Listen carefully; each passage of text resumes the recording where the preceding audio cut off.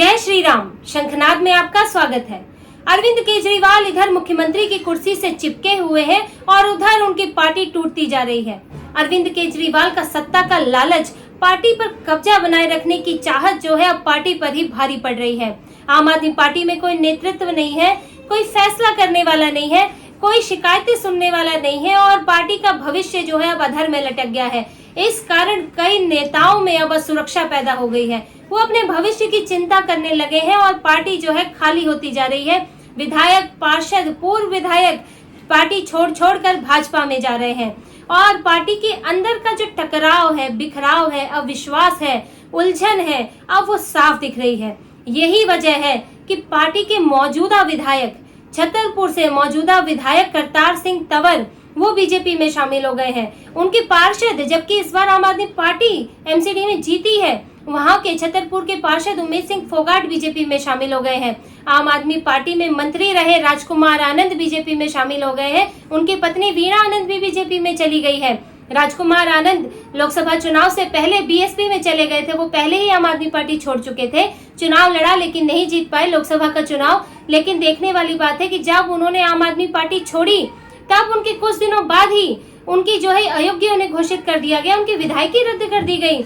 जो पार्टी दिन रात बीजेपी को तानाशाही के लिए कोसती है, पीएम मोदी पर दिन रात आरोप लगाती है, उसकी तानाशाही देखिए कि एक विधायक का पार्टी छोड़ना उन्हें पसंद नहीं आया और उसको अयोग्य करार दे दिया।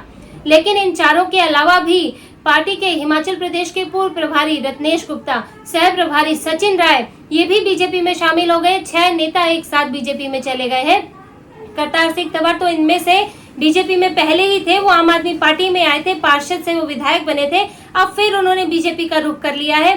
तो ये आम आदमी पार्टी को सोचने वाली बात है कि जो नेता उसके यहाँ आए अब उन्हें अपना भविष्य आम आदमी पार्टी में नहीं दिख रहा है। उनकी परेशानी बढ़ गई है कि आने वाले वक्त में विधानसभा चुनाव में अब क्या होगा, क्योंकि आम आदमी पार्टी अभी नेतृत्व विहीन है। और ये सब हो रहा है क्योंकि अरविंद केजरीवाल अपनी कुर्सी नहीं छोड़ना चाहते। अरविंद केजरीवाल जेल में रहकर भी सरकार चलाने का दावा कर रहे हैं, पार्टी चलाने का दावा कर रहे हैं। वो 2 पदों पर हैं, सरकार के मुखिया हैं, पार्टी के संयोजक हैं, पार्टी के मुखिया हैं और वो कह रहे हैं कि मैं जेल के अंदर, तिहाड़ के अंदर से ही ये दोनों चीजें चलाऊंगा, नेतृत्व करूंगा। लेकिन ये इतना आसान नहीं है क्योंकि जेल के अंदर वो हफ्ते में 2 बार बाहर के लोगों से मिल पाते हैं। उसमें वो अपनी पत्नी से मिले, अपने वकीलों से मिले, उनके ऊपर करीब 35 केस चल रहे हैं देश भर में, या वो अपने मंत्रियों से मिले और मुख्यमंत्री की सलाह के बिना, उनके फैसले के बिना, उनके आदेश के बिना यहाँ क्या हो सकता है? दिल्ली में कोई काम नहीं हो सकता। विधायक अपना काम कैसे कराएंगे? उनको तो जवाब देना पड़ेगा, वो जनता को जवाब देंगे। तो ऐसे में नेताओं के सामने समस्या ये है कि अब आम आदमी पार्टी का होगा क्या, क्योंकि अरविंद केजरीवाल मानने वाले नहीं है।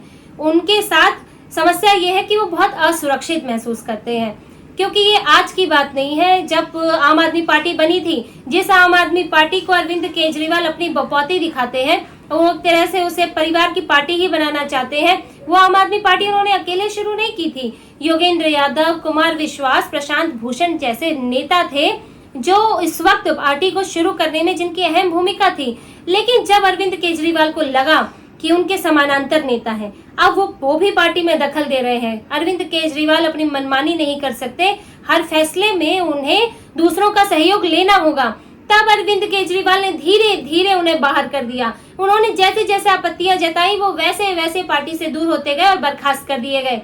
तो अरविंद केजरीवाल तब भी असुरक्षित महसूस करते थे और यही असुरक्षा का कारण है कि वो मुख्यमंत्री भी रहे और पार्टी के संयोजक भी बने, कि वो नहीं चाहते कि उनके समानांतर कोई भी खड़ा हो, ऐसा कोई भी व्यक्ति खड़ा हो जो उनका विकल्प कभी भी दिख सके। इसलिए ना वो सत्ता छोड़ते हैं, ना वो पार्टी छोड़ते हैं। और इसी कारण से अभी पार्टी में ये उलझन की ये स्थिति बन गई है कि क्योंकि दोनों न सरकार का हेड है ना तो पार्टी का हेड है, तो अब आगे हो तो क्या हो। लेकिन अरविंद केजरीवाल इस बात को समझना नहीं चाहते। वो पार्टी नहीं छोड़ेंगे, बल्कि उनकी कोशिश तो अपनी पत्नी को मुख्यमंत्री बनाने की थी।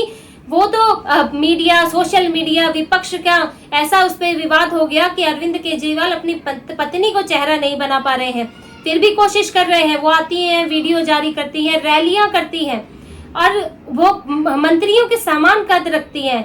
जहां पर जो जिन जगहों पर मंत्री होते हैं, जिस मंच से आम आदमी पार्टी के मंत्री बोलते हैं, उस मंच से सुनीता केजरीवाल भी बोलती हैं, जबकि न वो पार्टी की सदस्य है, ना वो सरकार में कुछ मंत्री हैं, ना सरकार में विधायक हैं। विधायक उनके साथ मीटिंग करते हैं, उनका कद अरविंद केजरीवाल बढ़ाने की कोशिश कर रहे हैं ताकि पार्टी परिवार में ही रहे।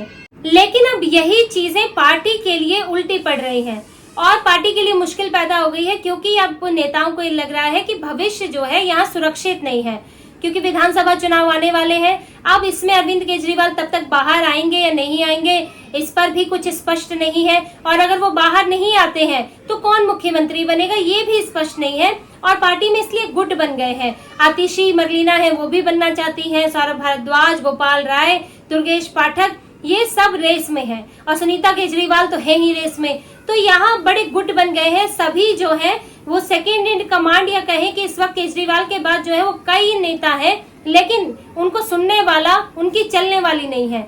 एक जिनकी चलती थी सिसोदिया, वो भी जेल में है, जिन पर थोड़ा बहुत अरविंद केजरीवाल भरोसा करते थे कि वो सत्ता नहीं हथियाएंगे, केजरीवाल को बाहर नहीं धकेलेंगे।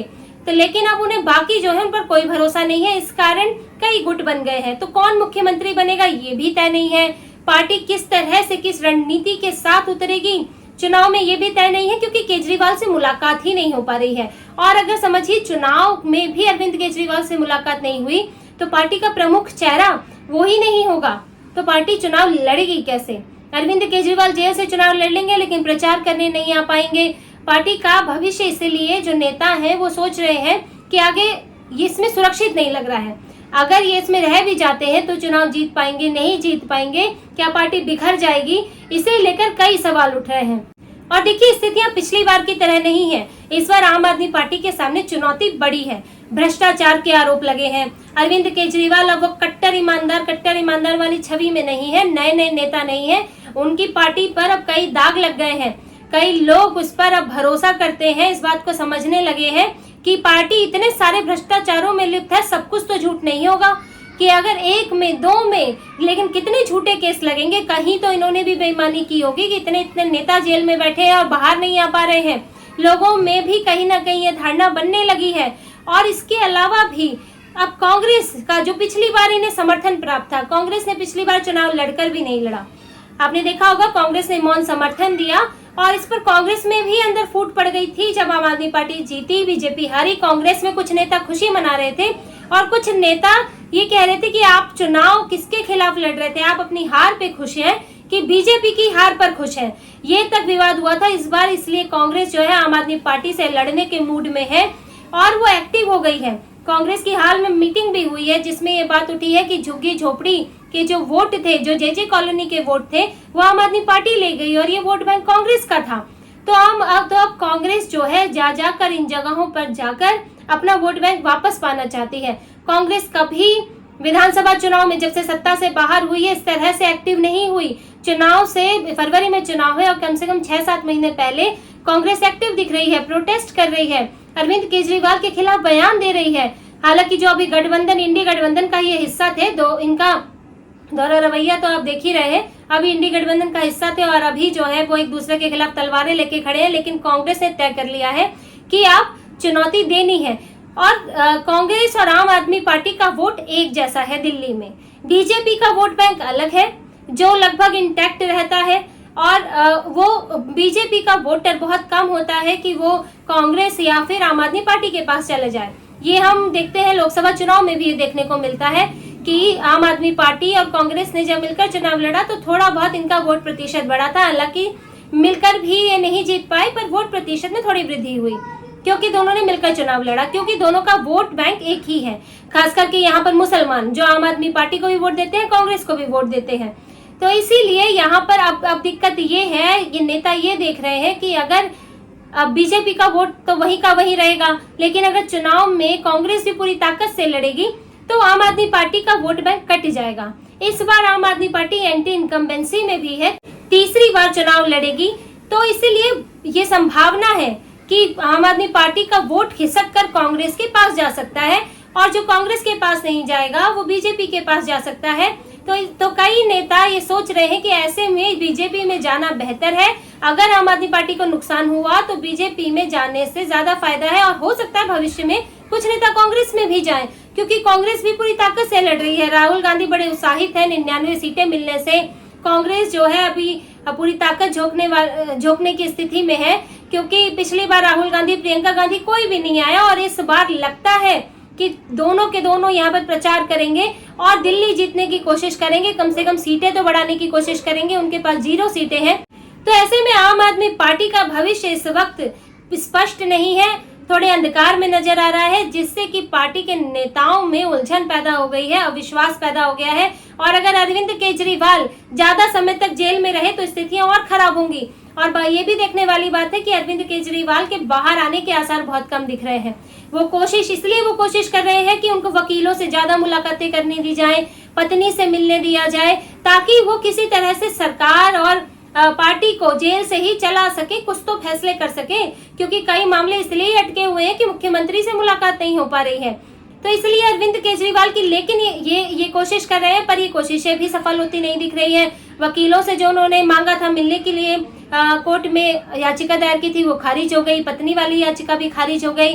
अब तो आम आदमी पार्टी को भी आरोपी बना दिया है, और अरविंद केजरीवाल को उसके संयोजक के तौर पर कोर्ट में पेश होना होगा। आम आदमी पार्टी पर आरोप है कि उसने अपने चुनाव प्रचार में जो शराब नीति से, घोटाले से आया पैसा था, उसका इस्तेमाल किया है। तो ऐसे में वो भी आरोपी है। तो और सीबीआई तो अलग जांच कर ही रही है। ऐसे में अरविंद केजरीवाल एक के बाद एक मामले में फंसते जा रहे हैं, और उनका जेल से निकलना बड़ा मुश्किल लग रहा है। और अरविंद केजरीवाल अब जितने दिनों तक जेल में रहेंगे, जितना ज्यादा जेल में रहेंगे, पार्टी कमजोर होती जाएगी, पार्टी के नेताओं का विश्वास कमजोर होता जाएगा, और हो सकता है कि आने वाले समय में कुछ और नेता भी पार्टी छोड़कर जाएं। तो इसी तरह की और खबरें और विश्लेषण आपके लिए लाते रहेंगे। हमसे जुड़े रहिए, सब्सक्राइब कीजिए, कमेंट कीजिए। बहुत बहुत धन्यवाद। जय श्री राम।